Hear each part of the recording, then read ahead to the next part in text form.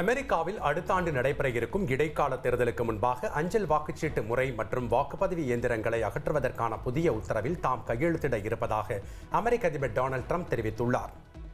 துல்லியமற்ற, சர்ச்சைக்குரிய மற்றும் விலை உயர்ந்த அஞ்சல் வாக்குச்சீட்டு முறையையும் வாக்குப்பதிவு இயந்திரங்களையும் அகற்றுவதற்கான ஒரு புதிய இயக்கத்தை வழிநடத்தப் போவதாகவும் ட்ரம்ப் தெரிவித்துள்ளார்.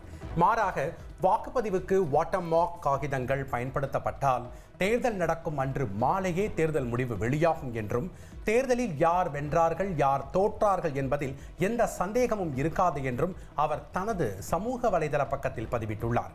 அமெரிக்காவின் பல மாகாணங்களில் தேர்தல் அன்று பொதுமக்கள் நேரில் சென்று வாக்களிப்பதற்கு பதிலாக அஞ்சல் மூலம் வாக்குச்சீட்டை திருப்பி அனுப்பும் முறை அமலில் உள்ளது.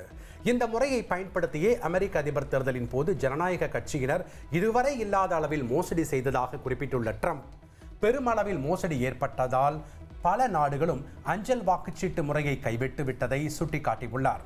நாட்டின் நன்மைக்காக தமது அரசு சொல்வதை அனைத்து மாகாண அரசுகளும் ஏற்க வேண்டும் என்றும் வலியுறுத்தியுள்ளார்.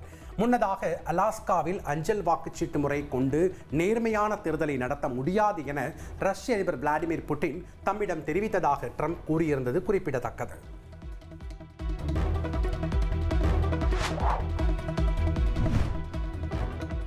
பாகிஸ்தானில் பெய்து வரும் தொடர் கனமழை மற்றும் மேகவெடிப்பு காரணமாக அந்நாட்டின் வடமேற்கு பகுதியில் கடந்த சில நாட்களில் மட்டும் 300க்கும் மேற்பட்ட உயிரிழப்புகள் பதிவாகியுள்ள நிலையில் புனேர் மாவட்டத்தில் இன்னும் காணாமல் போன 150 பேரை தேடும் பணியானது தொடர்ந்து நடைபெற்று வருகிறது.